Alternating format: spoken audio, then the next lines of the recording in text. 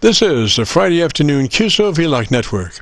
And now let's check in and see if CHARLEY-K1GZL is on frequency to bring us up to date on the latest 40-meter band propagation. Charlie's QTH is up north in northern New Hampshire, near the Canadian border. Charlie, got a copy? Charlie, got a copy? Yes, Jim, very Q5, not too awfully strong, but that's summertime absorption. But you're running about a 6 to an 8, but very Q5, but we don't have an SVR. We have to listen to you direct from southern Indiana near Louisville, Kentucky. Yes, Jim, we do have a good copy, though. No problem. On a mostly sunny day, temperature right at 60 degrees. Do you copy okay, Mike? Jim, K1GZL, Clarksville, New Hampshire. Roger, Charlie, 30 over on Milford SDR, Roger. 30 over on Milford SDR, Roger. Okay, I'm glad you're copying me through Milford, northeast Pennsylvania. And here is a little bit of Ian recorded on 40 meters about a year ago down near Melbourne, northwest of Melbourne, Australia, to show you what conditions were like right here on 40 meters at that period of time. Let's see if I got it. Wound down. Great to hear you in there, Charlie. Glad that you've managed to make it. And I'll put over to Mike to see whether there's any propagation between northern New Hampshire and Pittsburgh. WA3O remote to transmit with K1GZL, Victor Kilo 3 Mike Oscar. Okay, and that was northwest of Melbourne, Australia, 10,500 miles or 15,000 kilometers away. So that antenna that I used at that time is still not functional. I do have to do a lot of work on it. So outside of that, nothing much except Captain Mike will be flying.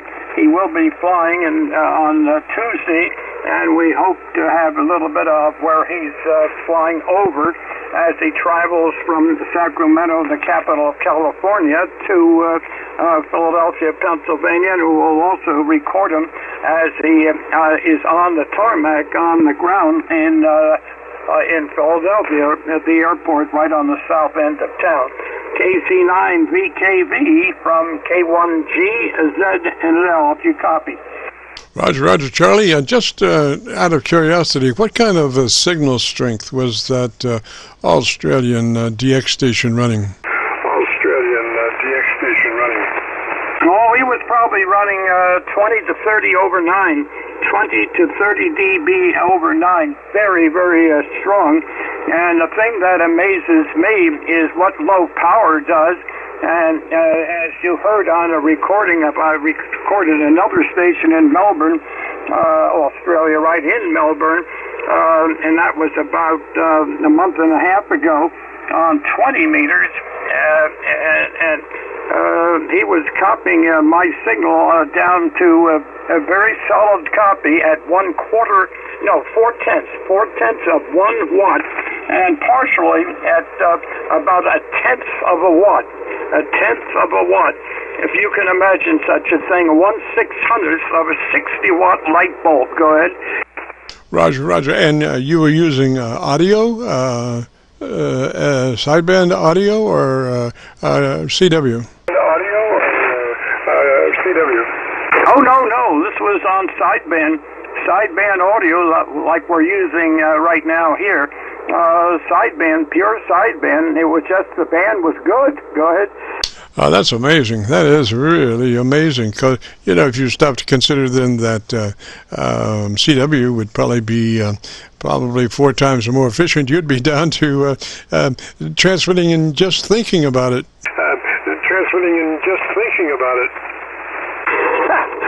Well, the mind sometimes is the answer. The mind.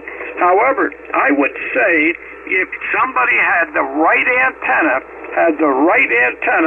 and the conditions, or what we call the propagation, is just right, I would say that maybe 1 or 2 milliwatts if the receiving was perfect, conditions were perfect, 1 or 2 milliwatts, in other words, 1/500th or 1/1000th of 1 watt would make it, but boy, would it be weak. Go ahead.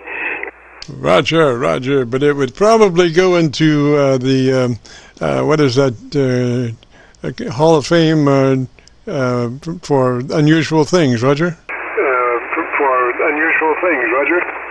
Oh, yes, of course. You know what could happen? We could, if we could get such good conditions that we only use the dummy loads, no antennas at all, just the dummy loads, and then we could have a contest in the future, worked all dummy loads by all of us dummies. Go ahead.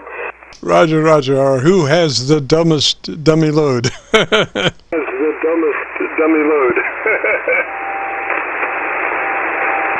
Okay, Jim. Well, look, I'll let you go, and I hopefully will catch you next Friday. We'll catch you next Friday here, and we should have Captain Mike. I'll be recording him on Tuesday as he flies in the Boeing 767 two-engine cargo, in this case, cargo jet.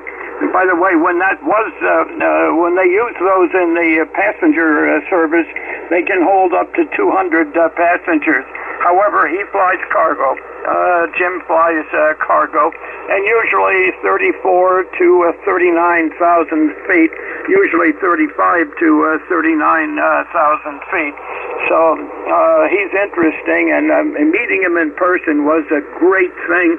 And his then co-pilot Jay, back in let's see, around the middle of November 2021, and he sounded just the same in person as he does over the aircraft. And it's amazing that microphone on the plane does not pick up the whine of the engine. It's incredible. I don't know how they do that, Jim. Well, look, I'll let you go, and it's always, needless to say, always a pleasure. KC9VKV, K1GZL, Clarksville, Northern New Hampshire. Roger, Charlie 73 up that way, sir. Thanks for dropping by, and we'll see you next Friday. This is the KC9VKV Friday afternoon Qso-Vlog net. My name is Jim, better known in some circles as Dr. VKV, and we're recording now live till 5. So if you have a radio you want to check out, give us a shout. We'll post this recording up on YouTube in the next couple of days. So when you go to YouTube, just do a call letter search for KC9VKV, followed by the word logbook. That's Kilo Charlie 9, Victor Kilo Victor, followed by the word logbook. That will take you to our YouTube Qso-Vlog page, where we're currently featuring over 2,100 Qso-Vlog aircheck recordings. This recording will be cut number 1 in that series.